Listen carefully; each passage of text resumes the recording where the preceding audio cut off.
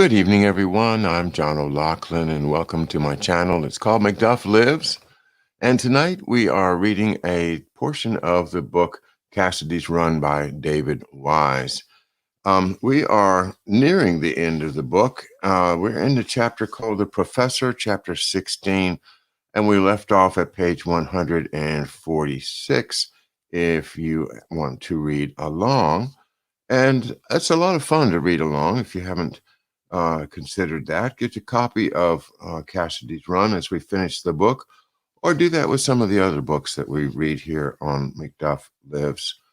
And I want to let you know it's going to be a short read tonight. I'm just going to finish the chapter, The Professor, that we're on, because I need to rest my eyes tonight. A little bit of a long day, and so I hope you'll forgive me if we call it a night rather early tonight.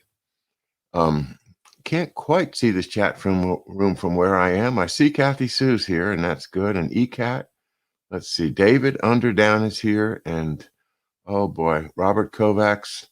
A lot of great researchers here, and okay. Well, so honored to have you all with me, and I'm very very grateful for your attention to all the work we're doing here, both here in my channel and Neighborhood News Studio.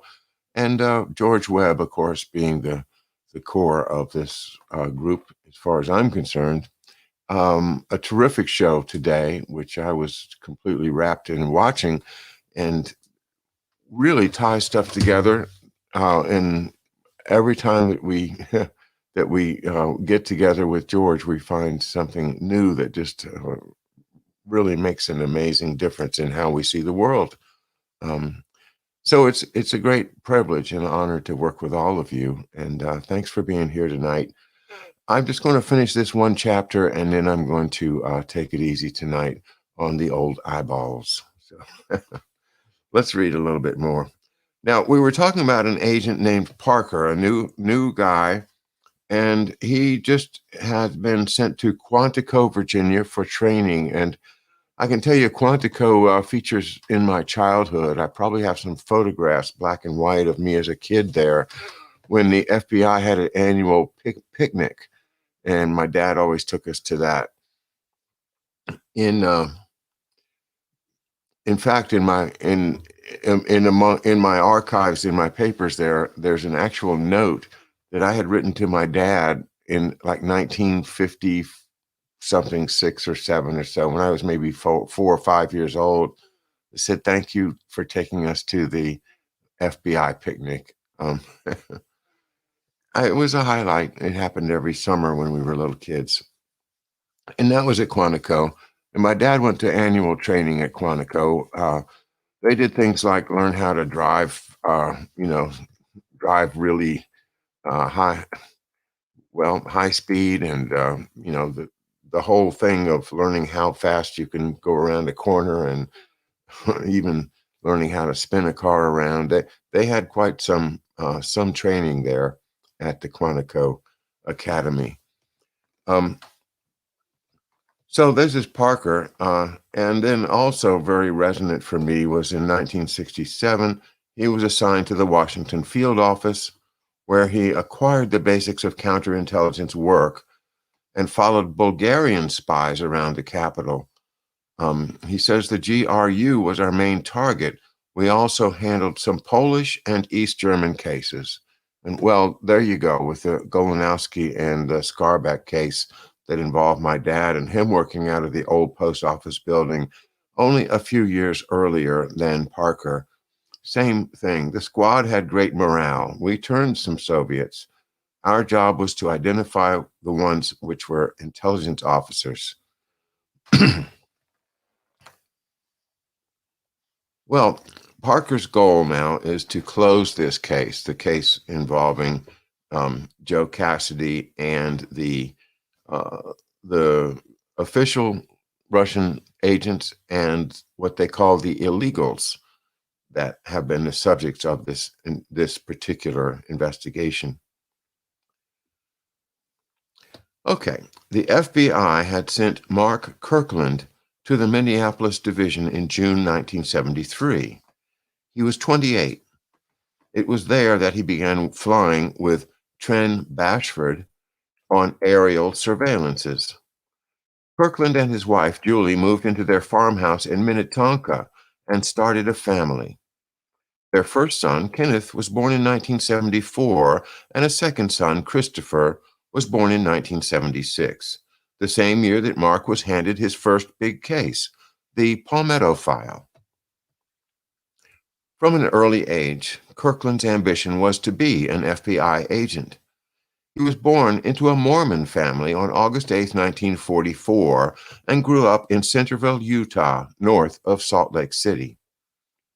Centerville was a very small town, but he was kind of a rebel, Julie Kirkland said. He had a motorcycle and bleached his hair white once. He went to high school in nearby Bountiful and then struck out on his own. He was only 18 or 19 when he left to be an FBI clerk. His parents were very unhappy that he was leaving town. He couldn't wait to get out of Centerville. Kirkland moved to Los Angeles, enrolled in California State University, and began working for the FBI in the spring of 1964.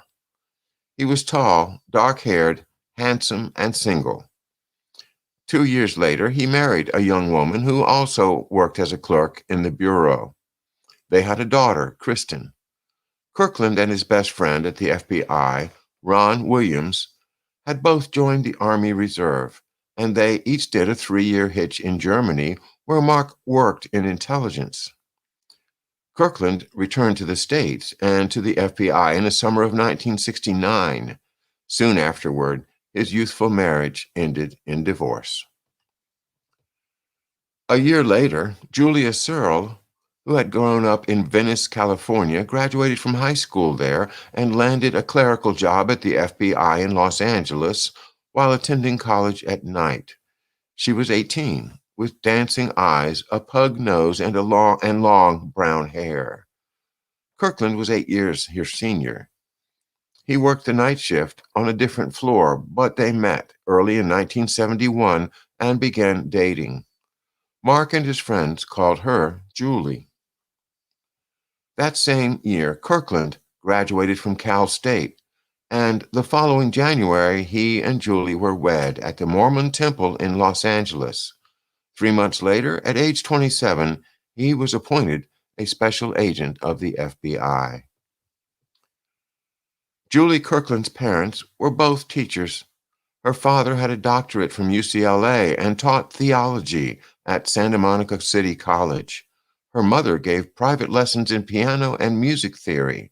Like Mark, Julie came from a Mormon background. 3 months after their marriage, the FBI sent Kirkland to Oklahoma City for what the Bureau called a, quote, first office assignment. Less than a year later, he was assigned to Minneapolis. Julie Kirkland soon became aware that her husband was working on a big case, although she did not know its nature or the code name Palmetto. Mark said little about the case, but he grew the scraggly beard and long hair, and Julie realized he was operating undercover. Having worked for the FBI herself, she was able to put some of the pieces together. I knew the name Lopez. I knew they were at the university, and Mark had installed the equipment, the cameras, and listening devices. And I knew they were monitoring from a nearby apartment. Mark didn't come home and blab, but I had held a top secret clearance after all, and it wasn't hard for me to figure out what was going on. One of Kirkland's first moves was to try to place informants close to the Palmettos. The Kirklands had become friendly with a family that lived in the neighborhood, and Mark recruited the woman as an FBI source. At his request, she enrolled in one of Lopez's courses. I just knew him as a student, said the woman, who asked not to be named. I talked to him a couple of times after class and at student-teacher conferences. It was a course in Chicano studies, and he definitely felt Chicanos were mistreated. He talked about the plight of the Mexican peasants and the ones that came as migrant workers. He was focusing on low wages, poor housing, I wrote reports to Mark on Lopez once a week or more. Mark had wanted me to arrange to babysit for Lopez, who had both children with him. I was planning to tell him I was in dire straits in the hopes he would say, "We need a babysitter." The Bureau's other undercover source was a man also enrolled as a student. Both were designated, quote, 134s, unquote, which in the jargon of the FBI means informants. Kirkland himself mixed with students on the campus to gather intelligence on Lopez. Despite the blanket coverage, however, including the wiretaps and physical surveillance, the FBI never detected Lopez servicing any dead drops in Minnesota or contacting the Soviets. As the months slipped by, Julie Kirkland became increasingly concerned about her husband's assignment. This was a spy case, and it very likely involved the Russians. She worried about Mark's safety. I remember confronting him and saying, "You obviously are trying to unravel something." He said, "For your own good, Julie, let's not talk too much about it." He said, "If anything ever happens to me, it's better if you don't know anything." Mark had gone to Washington for the case, and he told me that the information had gone to Attorney General Griffin Bell. Right before he died, I'd gotten pretty insistent. I didn't think it was good for our relationship for Mark to be in so deep in a secret life that I wasn't part of. How long would he stay in espionage work? It gave him the thrill he liked, but it wasn't good for family life. On the day he left, he thought the Lopezes were going over the border into Canada. He didn't say what the Bureau suspected the Lopezes were planning to do in Canada. I had 2 babies, and I really didn't want to know. I was concerned about his flying all the time. He flew a lot with Trin Bashford, but Mark was not trained as a co-pilot. Mark talked Trin into delaying his retirement so the plane would be available. It was Trin's private plane. And then it was Tuesday, August 23rd, and Mark Kirkland kissed Julie goodbye on the forehead and told her not to worry. 2 decades after the Cessna went down in Dewey Lake, Julie Kirkland still felt the pain of her husband's death. She had remarried, and her 2 sons were grown men now, but the shadow was always there, even when the days were bright. "We have a very nice life," she said, "but we can never replace what Mark was to us. You don't forget." Soon after her husband's death, Julie Kirkland sat down to write a private account of all that had happened. As if entered in a diary, she recalled her feelings in the days before Mark's death and afterwards. Quote, "Ever since Ron Williams, Mark's best friend, was killed last year, I've taken to worrying and being fearful for Mark," she wrote. "He has been working undercover, and I know so little about his daily routine anymore. I'm insecure about it. We had an argument the morning he left. I feel bad about it now. I wish I hadn't been upset. We smoothed it over, though, and I hugged him a lot. Kenny was so sweet. Hugged Daddy a lot, too. I still worried, mostly I think because I don't understand the case. Top secret. I hated us not sharing. The days were sweet with the babies. I'm used to being on my own with them. Mark is gone a lot, and me and the little boys are great buddies. I planted flowers around the front of the house, just took care of the boys and home. Mark called every night," unquote. Then came the entry for August 25th. She wrote of her growing fear that night and her call to the FBI operator, who sounded odd and obviously knew more than she was saying. Quote, "The minutes ticked by like hours. I was cold and nervous. I began praying, but nothing helped. Mark always called me from the field. Sometime between 11 and 12, I heard cars in the driveway. Not one, but several.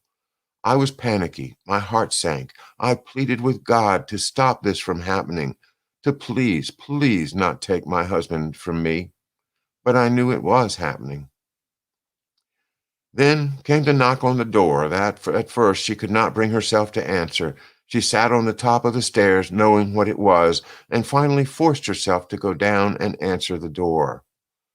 When she received the horrific news from John Shimota and the other FBI men, she wrote, quote, "I kept saying over and over, it can't be true, it can't be true.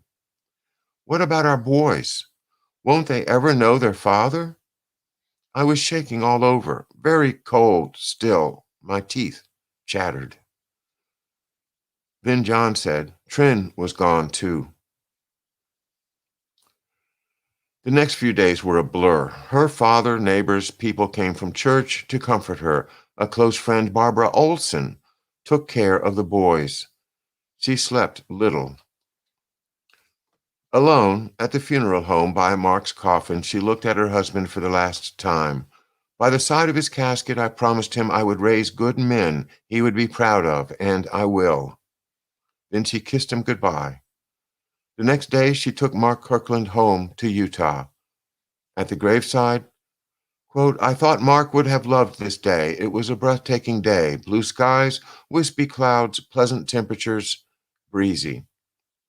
They buried him next to his father, below the mountain in Centerville, where he had spent his childhood. Back in Minnetonka, Julie finished writing. We are alone now, me and Kenny and Chris, in a big old antique house in Minnesota. What happened to the dream we started only 5.5 years ago? I don't know why this happened. I do know we will be okay, and Kenny and Chris will be good men someday. They are such perfect little boys already. I had the FBI insignia carved on Mark's gravestone. I want anyone who sees it to know how much he loved America and believed in what he was doing. He died being an FBI agent, what he always wanted to be. He died serving others. I wanted him to be remembered as a husband, father, and an FBI agent. September 1977, Julie Kirkland. Well, that's the end of chapter 16, and as you can imagine, it brings back some feelings and resonances with me and my mother and how she reacted, my sisters and myself. We had a very hard time, and I don't think that we've ever really understood why my father died any more than Julie Kirkland understood why Mark died in the book. And I can imagine that there are hundreds of thousands, if not millions, of families that have been similarly affected by these horrible, horrible spy wars that have been going on for so long. And as we dig into the background behind these spy wars, we see that so many people have been just used and abused and burned out and, ultimately murdered just to advance these elite agendas in trying to use us as pawns on a chessboard in order to continue to control and enrich themselves and to eliminate any possibility that they might ever lose their elite status in this world. Well, thank you very much for riding with me tonight again. And I said, I think I'll close it up here a little early tonight and get a good night's rest. And thanks again to Andy DeBala and everybody else for being with us. I'll see you guys Monday morning and have a great rest of the weekend. Good night.